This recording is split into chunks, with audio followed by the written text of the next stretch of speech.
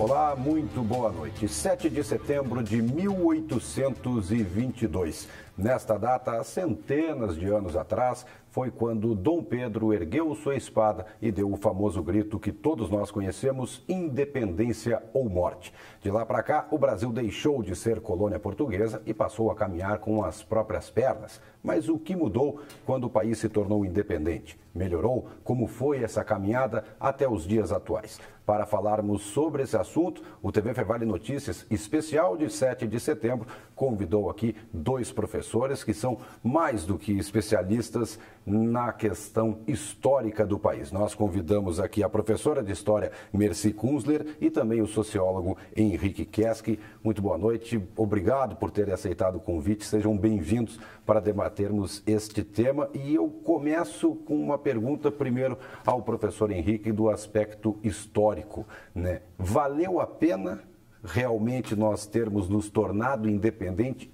Isso se tratando lá de 1822, como é que foi essa mudança? Do ponto de vista sociológico, eu acho importante a constatação de que, apesar de que a nossa história oficial afirme o contrário, mas não ocorreu efetivamente um movimento popular de base. O Estado brasileiro foi trazido de Portugal com a vinda da família real e, portanto, era o Estado português. E nunca ocorreu verdadeiramente assim a construção legitimamente popular a partir de uma revolta popular, né, do Estado brasileiro, e o mesmo não se repetiu na nossa independência. A elite política e econômica de portugueses em torno da corte agiu como Dom João mandou que o filho bastardo dele agisse. Declara a independência desta terra antes que outro aventureiro o faça. E isto, na verdade, aconteceu. Eu até aprendi na escola, e todo mundo aprende na escola, o heróico grito de independência ou morte, mas há questionamento em relação... Não foi bem assim. Não foi bem assim. Agora, em termos de independência, qualquer independência é melhor do que nós ficarmos atrelados ao processo colonial político na época. Mas a verdadeira independência não seria somente uma independência política, como efetivamente aconteceu, mas nós teríamos que ter nos libertado de certa formação histórica portuguesa que nos deixou aqui e que nós estamos arcando com esse ônus até agora. Então, quando nós atualizarmos isso, nós vamos poder verificar, por exemplo, que nos falta um real e verdadeiro sentimento de brasilidade, um aspecto cívico que verdadeiramente nos fizesse sentirmos efetivamente como brasileiros, incluindo nisto, evidentemente, o Estado, o governo, né, para enfrentarmos, digamos assim, esses 200 anos de nossa história. Estamos caminhando com as próprias pernas, mas eu não sei se são próprias pernas efetivamente, se conseguimos granjear esse processo de real e efetiva independência, não só de Portugal, mas do concerto das outras nações. Eu teria uma dúvida realmente quanto a isto. Professora, a questão de independência, como o professor Henrique falou, né, como é que nós nos tornamos independentes ainda seguindo, né, todas as tradições, toda a cultura, né, e todo o legado, digamos assim, que a corte portuguesa deixou aqui dentro? Foi realmente assim? Está a visão da senhora também? Sim, a questão era muito mais econômica do que política, né? Que o Brasil, ele passa para as mãos de Portugal a partir de 1530 como colônia de exploração. Assim como houveram colônias de povoamento, houveram colônias de exploração. E o Brasil foi uma colônia de exploração. O sentido do Brasil existir era para fornecer produtos gratuitamente, né, para Portugal. E quando houve o grito da independência, em 1822, a corte portuguesa já estava aqui, e escoltada pela Inglaterra, já tinha entregue praticamente o domínio econômico para as mãos da Inglaterra, que passou a explorar as nossas riquezas, né? Então, houve a tentativa de fazer a independência política, mas a econômica não aconteceu, né? E se perpetuou por muitos séculos ainda. Vocês consideram o 7 de setembro um passo histórico para nós, mesmo com todas essas características? Um passo histórico até, inclusive, dentro do grande processo de liberação da América Latina. Porque a Europa invade a América Latina, né? Não descobre, né? Invade. E invade para destruir. Invade e para explorar, como a professora Merci falou. Mas pior seria sem essa independência política. Então, me parece, sim, que é um momento histórico, é importante, é fundamental que tenhamos conquistado a nossa independência política, só que agora nós precisaríamos dessa independência econômica e enfrentamos agora uma competição muito mais feroz do ponto de vista das demais nações imperialistas, né, que nos consideram ainda o que? Um país emergente. Então, a dificuldade agora, em 200 anos, é consolidarmos o processo de independência política a partir de um verdadeiro enfrentamento, de uma verdadeira posição econômica diante desse concerto das nações. Certo. Senhora professora Merci, considera um passo importante o 7 de setembro? Diante desse contexto todo? Com certeza, sim. Foi um grito contra os europeus, na verdade, contra Portugal e Espanha, vamos dizer assim. Sim, e teve toda uma onda de processos libertatórios pela América toda, que todos os países depois, mais ou menos no mesmo período, se buscaram a sua independência, apesar de todas as dificuldades que ainda houveram. E podemos dizer que foi um gesto simbólico, né? Foi importante, sim. Certo. O nosso repórter Arthur Scheffer, ele foi às ruas para mostrar, né, que essa semana que estamos vivendo, que tivemos aí no dia 1º, por exemplo, a Semana da Pátria, lançada aqui em Novo Hamburgo, ele mostra que essa semana é comemorada pela população como um passo muito importante, né, para o desenvolvimento do nosso país, desde a data histórica de 1822. Vamos acompanhar a reportagem. Semana da Pátria. Na sala de aula, o assunto é o Brasil. Ao longo do ano, o tema já é tratado pelos professores, mas nessa época ele ganha uma temática especial. Durante esta semana, a gente intensifica um pouquinho mais, até para fazer reflexão. Isso é importante, né? A gente começar a refletir sobre todas essas questões que envolvem o Brasil, identidade nacional, pertencimento. A gente teve movimentos que foram acontecendo, o pessoal foi para a rua e o aluno traz isso para dentro da sala de aula e a gente precisa conversar, falar, dialogar, mostrar para eles, né, todos os lados das situações que ocorrem nos dias de hoje. Diversas atividades foram realizadas. Uma das temáticas utilizadas com os alunos foi a de montar um mural, refletindo sobre a situação atual do país e sobre o que podemos fazer para mudar essa situação. No painel a gente trabalhou com algumas turmas do ensino médio em relação à Semana da Pátria, né, que a gente já está vivenciando. Os anseios deles, né, a realidade do Brasil que eles conseguem diagnosticar e como a gente pode fazer para mudar algumas coisas que não estão do agrado deles, né? A gente vive um momento bastante conturbado politicamente, socialmente, né? Então trabalhar com os adolescentes, o que a gente pode contribuir, qual o diagnóstico que eles têm da realidade e de que forma a gente pode fazer para mudar o que precisa ser mudado, né? Essa semana a gente trabalhou com o projeto do Ziraldo, né? E foi muito legal o projeto, porque os alunos entenderam bem como funciona. A gente a gente adaptou, na verdade, um trabalho dele da década de 90. Ele trabalhou com os mapas do Brasil, né? E foi legal porque cada aluno pôde passar a ideia como enxerga esse Brasil, né? Temos conversado muito com eles no sentido de que não são com ações grandiosas que a gente vai mudar, mas no dia a dia, e como mesmo disse um aluno agora há pouco, Começa pela gente. É eu que tenho que começar com pequenas ações a tentar tornar esse país melhor, mais ético e saber que sim, que depende de nós. Os estudantes reconhecem a importância de tratar sobre esses temas em sala de aula e de compartilhar esses conhecimentos para construir um país melhor. Eu acho que é importante a gente aprender mais sobre o país que a gente vive e aprender como as coisas funcionam, tipo, nossos direitos, nossa liberdade, todas essas coisas. Ó pátria amada, tão idolatrada, fazemos o que queremos ou o que podemos. Meu país já foi belo, belo não, esplêndido. Meu país já foi amado e de joelhos idolatrado. Minha nação está dispersa e se acha no direito de ser esperto.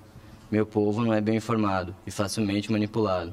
Será esse o país dos seus sonhos ou apenas a ilusão de algo melhor? O que você deixará para seus filhos num amanhã melhor? Tá aí, belo poema do estudante. Eu vou fazer uma questão, na verdade, que eu ouvi da própria professora, da própria aluna, perdão. Precisamos conhecer primeiro o nosso país para que a gente consiga modificar alguma coisa lá na frente, que consigamos construir uma história diferente daqui. E eu acho importante nessa pergunta, com certeza, precisamos conhecer a história, claro. Mas tem uma questão importante que eu percebi aqui. Uma coisa é o país, outra coisa diferente é Estado e governo e crise. Nós não podemos confundir que precária atividade política ou corrupção deponha contra o país. Então, nesse momento, eu acho que é importante a reflexão a respeito do civismo e do sentimento de brasilidade. Em primeiro lugar, bem, realmente estamos diante de uma crise política, isso não depõe contra o país. Então, vamos, através dos mecanismos democráticos, alterar essa posição, começando inclusive pelo voto ou pela ativa participação política nas instâncias da sociedade civil organizada. Melhoramos então o governo. Agora, preservarmos o país, sim, é necessário. Porque há essa confusão na sociedade. Há essa confusão. O país não presta. Não é o país. Não é o país. Presta. São as pessoas que habitam ele que muitas vezes tomam rumos errados e mancham a imagem de um país como todo. E uma coisa que a professora Merci falou aqui há pouco, eu acho que precisa ser referendada, que é a questão exploratória. Nós ainda temos este sentimento muito negativo da lei de Gerson, que é essa herança cultural de autoexploração.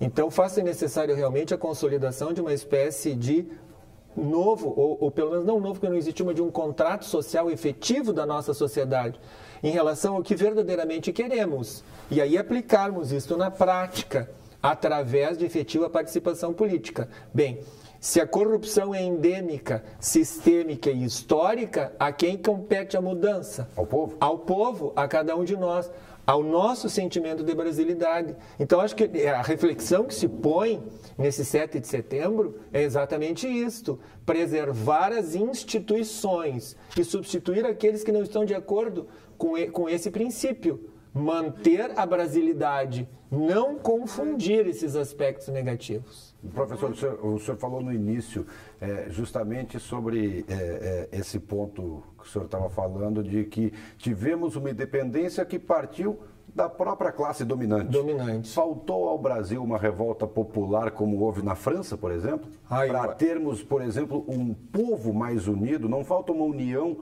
entre as classes hoje brasileiras e não falta uma união nas ruas, que hoje o que nós vemos na verdade, é um povo totalmente desunido e sedento por sangue. Cada dia está pior. Eu acho que não podemos dizer que faltou uma revolta popular, porque os gaúchos tentamos, os paranaenses, vários estados tentaram. Né? Tivemos no entanto, o gaúcho está com um pensamento tão retrógrado hoje quanto qualquer outro brasileiro que está com a sua opinião moldada pela mídia, porque eu vejo duas coisas. Uma coisa é o que o país realmente é, e a outra coisa é como é que nós achamos que ele é, porque a opinião pública ela é moldada. Tá? Os meios de comunicação moldam a opinião pública. Eles não informam, eles formam a opinião pública de acordo com os interesses de classe a qual eles pertencem. Tá? Então, a opinião pública que a gente... que é formada por essa mídia, ela chega ao cúmulo de ser contra a pessoa chega a ser contra a sua própria classe e contra a sua própria pátria. O que começa a complicar para a gente caminhar mais para frente. Exatamente. Professora... E aí crescem esses sentimentos de ódio, de violência que está por aí solta, de gente querendo arrancar cabeças, de gente querendo explodir bombas. Isso é muito perigoso. Certo, eu vou pedir só um tempinho para vocês, que o nosso tempo nesse primeiro bloco estourou, e daqui a pouquinho a gente volta continuando a tratar sobre a independência do Brasil e os aspectos históricos. No próximo bloco nós vamos trazer um pouco mais desse assunto para a realidade vivida no momento atual, como a professora Merci já deu uma certa introdução nesse assunto. TV Vale Notícias faz um breve intervalo e daqui a pouco a gente volta. Não sai daí.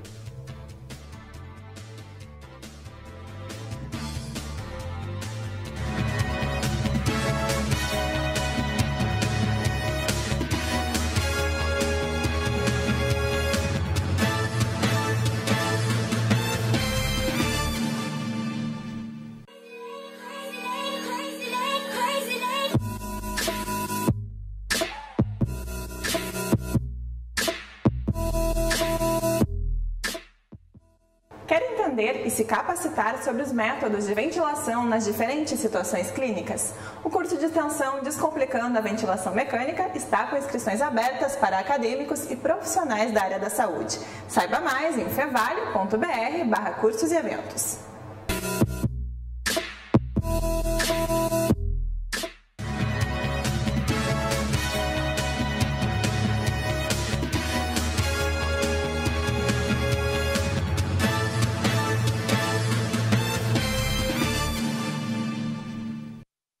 Estamos de volta com o TV Vale Notícias especial 7 de setembro e aqui ao meu lado dois especialistas nas questões históricas brasileiras, a professora de História Merci Kunzler e o sociólogo Henrique Kesk, que mais uma vez eu agradeço pela participação e por ter aceitado o convite para participar com a gente desse TV Vale Notícias especial. Dando sequência ao assunto que encerramos o primeiro bloco do programa, né? Trazendo a história para os dias atuais. A troco de que nós chegamos numa situação como aqui estávamos discutindo aqui no intervalo, onde um advogado com estudo, com uma formação de nível superior, prega o corte da cabeça de uma presidente da República. Por que chegamos nesse ponto? Tem alguma questão histórica que podemos trazer para explicar uma situação, um comportamento desse? Bom, em primeiro lugar, me parece que nós carecemos no Brasil de uma experiência democrática mais efetiva e mais intensa. A nossa história democrática foi interrompida várias vezes. Atualmente, nós estamos vivendo o processo democrático iniciado com o final da ditadura militar, com a redemocratização, a Constituição de 1988 para cá. São 27, 28 anos. É muito pouco tempo para consolidar as instituições democráticas. Movimentos de rua, passeatas, protestos dentro da ordem são absolutamente necessários à ordem democrática. Reivindicações de toda a natureza são absolutamente bem-vindas, é uma das estruturas do sistema democrático, mas nós não estamos acostumados com isso. Então, como nós não temos uma experiência efetiva nesse sentido, surgem exageros, surgem absurdos de ambas as partes, digamos assim. Mesmo naquelas primeiras manifestações de rua, se ataca o patrimônio público e privado, se transforma uma manifestação pacífica por democracia num ato terrorista. Então, as manifestações aqui não conseguem ser totalmente pacíficas. Falta este equilíbrio. Parece que se instala a barbárie. Né? Então, eu questiono a independência. Quem vai se tornar independente? E de quem? Porque todas as vezes que o Brasil tenta implementar, algum governante tenta implementar reformas populares, Né? O próprio povo se volta contra. Justamente o próprio povo se volta contra, mas não podemos dizer que é todo o povo, mas são as elites, e as elites que têm influência sobre certos setores da população. Que formam as opiniões, como a senhora falava antes. Que formam as opiniões, ou deformam as opiniões. Certo. O mesmo repórter Arthur Schaeffer, fazendo aquela reportagem, né, sobre a importância de se discutir a Semana da Pátria, também foi às ruas aqui na cidade de Novo Hamburgo para ouvir da população o que eles têm a dizer sobre comemorar, ou como nós vamos ver agora nas questões, se há alguma coisa a se comemorar nesse momento relacionado à independência do Brasil. Vou pedir para a gente dar uma olhadinha nas perguntas que o povo fez para os nossos historiadores analisarem aqui no estúdio. 7 de setembro está chegando, dia muito importante, uma data que comemora a independência do nosso país, dia em que o Brasil deixou de ser colônia de Portugal. Nós viemos até as ruas de Novo Hamburgo para saber se a população ainda tem orgulho e tem motivos para comemorar essa data tão importante. Hoje não, tá muito ruim. Não, porque a nossa política hoje em dia anda muito conturbada. Eles querem que o povo cada vez se aprisione mais, ainda mais agora com essa lei que eles estão criando de não poder falar mal dos políticos nas redes sociais. Isso está voltando como se fosse uma ditadura, né? Então a gente está ficando cada vez mais sem voz, e quanto mais a gente tenta sair para a rua e tenta nos libertar com isso, mais eles querem nos aprisionar e terem vantagens para eles. Eu acho que o Brasil, ele, tipo, por mais que ele tenha, né, ficado independente, ainda a gente está sofrendo muito, ainda é muito colônia, né? Então, né, economicamente, ainda a gente depende muito de outros países, né, para poder... A nossa economia é muito afetada pelos outros. Por mais que a gente tenha petróleo, recurso natural e tal, etc., ainda a gente está, né, vendo, sei lá, né, FMI, essas coisas estão sempre mandando na gente, né? Então, a gente... falta ainda essa força política e econômica que a gente tem, né, capacidade, mas não conseguiu ainda, né, se desamarrar de, sei lá, Europa, Estados Unidos e outros países que estão por aí. Então, acho que falta trabalhar muito ainda para conseguir isso. Esse não conseguiu desamarrar, nós nem vamos conseguir, eu acho, mais desamarrar pela questão da globalização mundial. Sim, a globalização é uma realidade. E também os países se juntam em blocos econômicos de acordo com os seus interesses. E eu vi pessoas falando em FMI que não é mais uma realidade do Brasil hoje, né? Ao contrário, o Brasil hoje ajuda a formar um novo bloco, que é o BRICS, que vai ser o futuro da política daqui para frente, que vai fazer a contrapartida ao FMI.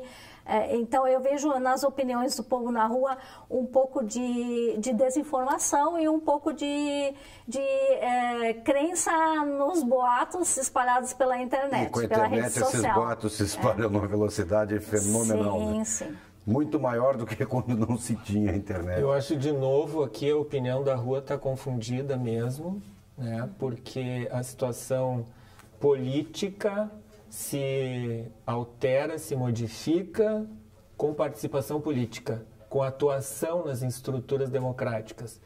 O que nós temos que evitar é que, por exemplo, manifestações de rua de 2013, confusas é verdade, mas que pediam mudança, repercutiram em 2014 na eleição do parlamento mais conservador da história democrática brasileira recente. E das mesmas pessoas. E as mesmas pessoas, não houve renovação. Seja, os mesmos que estavam nas ruas pedindo mudança, né, vamos trocar tudo isso, foram lá na hora de votar e votaram nos mesmos. Nos mesmos. Então nós temos que repensar... E num parlamento muito mais conservador do que se tinha antes, como o senhor falou. Então eu acho que o 7 de setembro serve para essa reflexão profunda de que quem modifica o sistema somos nós, o povo, que deve alterar essa situação. Certo. Agora, como você falou, professor, falta o povo investir mais em educação política, né, para que ele tenha um pouco mais de conhecimento sobre questões históricas, sobre questões atuais que estão sendo debatidas, né, para que aí sim ele possa fazer diferença e fazer o país caminhar para frente? Historicamente, nós temos um problema grave em relação à educação. O sistema colonial português, ele achatou exatamente isso no Brasil. As primeiras universidades no Brasil, as primeiras faculdades de direito no Brasil surgem em 1900, 400 anos depois da chegada dos portugueses aqui. Isso é uma política colonial. Muito bem. Agora, nós precisamos reforçar o sentimento de brasilidade e não confundir, então, com esses desajustes completos da política. Precisamos amadurecer como povo. A responsabilidade é nossa. É nossa. Agora, claro, nós enfrentamos a manipulação econômica, a manipulação da mídia. Os demais países também enfrentaram as mesmas coisas. Então, nós precisamos de uma verdadeira reação nesse sentido. Mas a responsabilidade é absolutamente nossa. Nós não podemos transferir isso para mais ninguém. Eu acho que talvez a falta de um conhecimento histórico, por mais que sejam de pessoas que não tenham vivido aquela época, né, mas está presente em cartazes pedindo a volta dos militares ao poder. Eles não têm noção do que é uma ditadura militar, porque ditadura, tanto de direita quanto de esquerda, ela é péssima para qualquer país. E tem uma coisa que me chama a atenção, Bruno, assim, ó, o regime militar, ele desenvolvia alguns elementos cívicos, né? Então, o que acontece é que nós acabamos confundindo uma atitude cívica com um processo de ditadura militar, o que é absurdo. Não é possível. Cantar hino nacional, hastear bandeira... Pedindo democracia com a volta dos militares. Não é possível. Então, nós não podemos confundir estes desajustes graves e sérios da política com esse sentimento de brasilidade e civismo que deve ser preservado. Então, sim, voltar a cultuar, já que o problema é 7 de setembro como símbolo histórico, os símbolos históricos nacionais e lutarmos para adquirir este sentimento de nação, de nacionalidade. Isso não significa sermos xenófobos com estrangeiros, não é nada disso, mas de encontrarmos este verdadeiro sentimento, desculpe a expressão, patriótico. Eu acho que a gente ama muito mais, por exemplo, no caso, quem tem condições, por exemplo, de sair do país para viajar, passar férias fora, né, se ama muito mais um país europeu do que o próprio país, porque o que se escuta, às vezes, dentro de um próprio avião, quando estamos voltando de uma viagem e o avião o piloto anuncia que vai aterrissar em solo brasileiro, são os próprios brasileiros reclamando que estão voltando para um país deles. Então, não tem como fazer um país crescer se, como o professor falou, se o nosso sentimento é contra a nossa casa. Porque essa crise atual, ela é muito mais de confiança. E aqui também eu refiro o seguinte, é muito mais uma tentativa de golpe, como o professor Mercy falou, da elite dominante, do que propriamente de um movimento popular. 16 de agosto, por exemplo, supondo que 4 milhões de pessoas tenham saído às ruas, quem eram essas pessoas? Era a oposição brasileira, que é necessário no regime democrático. Ocorreu o que a mídia pretendia das maiores manifestações de massa da história brasileira? Não ocorreu. A esmagadora maioria da população brasileira não estava presente. Eu não estou defendendo o governo da presidente Dilma, só que ela foi eleita com 54 milhões de votos. Como é que agora a mídia, através de campanhas de pesquisa de opinião pública, quer tirar a legitimidade do governo para um impeachment? Então que se esperem as próximas eleições. Exatamente. É a frustração da classe dominante que está fora do poder há muito tempo e que está vendo que o pré-sal é uma realidade. Ali tem trilhões de reais ou de dólares, talvez, enterrados no chão e que estão sendo explorados. E quando a presidente faz uma lei e destina esse dinheiro do pré-sal para a educação e para a saúde, a elite com certeza não concordou com isso. Como é que essa riqueza não vem para a nossa mão e vai para o filho do pobre que vai fazer faculdade de graça com a Bolsa ProUni e paga com o dinheiro do pré-sal? Então tem um pouco isso, né? Tem um pouco isso. Se todo o brasileiro realmente lesse, estudasse um pouco de história, estaria enxergando que há uma tentativa de desenvolver um projeto autônomo realmente nacional que está se rompendo com o sentimento de entreguismo, ou pelo menos existe essa tentativa, né? No entanto, numa enquete que foi feita agora esses últimos dias, ainda tem 35% dos brasileiros que apoiam a privatização da Petrobras. Isso é um absurdo total e completo, né? Então, como é que nós vamos... Aí, por um lado, dizem, nós temos que desenvolver, investir em educação. E daí, quando o pré-sal gera dinheiro para a educação, eles querem entregar na mão da Chevron das empresas multinacionais estrangeiras. Então, não está para entender, é um pensamento confuso, é muito confuso o pensamento brasileiro. É o famoso faço o que eu digo, mas não faço o que eu faço. Seria mais ou menos por essa linha. Não, eu acho pior, é que quando a pessoa não tem consciência do que representa a riqueza nossa, reverter em benefício de nós mesmos, eles não se dão conta. Muita gente não se dá conta, muita gente que está lá na rua protestando não se dá conta disso. Ou seja, a riqueza que nos foi tirada desde 1500, né, com o pau-brasil, com o ouro, com a prata, com a agricultura, continua sendo tirada de outra forma. Hoje o nosso petróleo é o ouro de antigamente, né? É o pau-brasil de antigamente. Né? E não é só o petróleo, o Brasil tem o nióbio e o aquífero Guarani. Isto me preocupa muito, o aquífero Guarani, porque a água no planeta está escasseando. Sim, dizem os especialistas que a próxima grande guerra é por água. Né? Então, o Brasil tem no seu subsolo a grande reserva mundial, e já tem gente dizendo que, não sei se é verdade ou não, mas atribuem ao dono da Nestlé a frase de que a água não é um direito humano, ela tem que ser privatizada. Então isso me preocupa demais. Eu queria destacar nesse 7 de setembro outra questão importante. Nunca na história brasileira se apurou tantas irregularidades e tanta corrupção, certo? Nunca na história brasileira o corruptor ativo, que é o empresário, foi colocado na cadeia. Nós deveríamos ter orgulho como brasileiros dessa postura e não o contrário. Nós deveríamos não nos envergonhar, mas nos orgulharmos de termos uma Polícia Federal atuante como está e um Judiciário atuante como está e de um governo que, na verdade, não atrapalha as investigações, como sempre governos anteriores a serviço das elites atrapalharam as investigações. Mas este é o jogo democrático, né? Agora, como a professora mencionou, a Petrobras, como emergentes, nós estamos entrando cada vez mais no jogo das potências mundiais dominadoras. Se o Estado tem uma empresa como a Petrobras, que é dona das maiores reservas de petróleo do planeta, então vamos quebrar a empresa. Vamos quebrar as pretensões desse país se tornar autônomo e se tornar independente.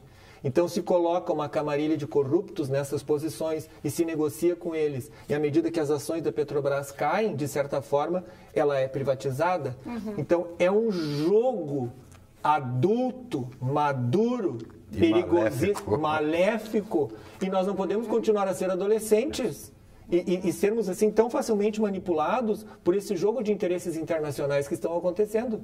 E é um jogo de interesses internacionais definitivos. Por isso que nosso sentimento de brasilidade deve funcionar aqui agora.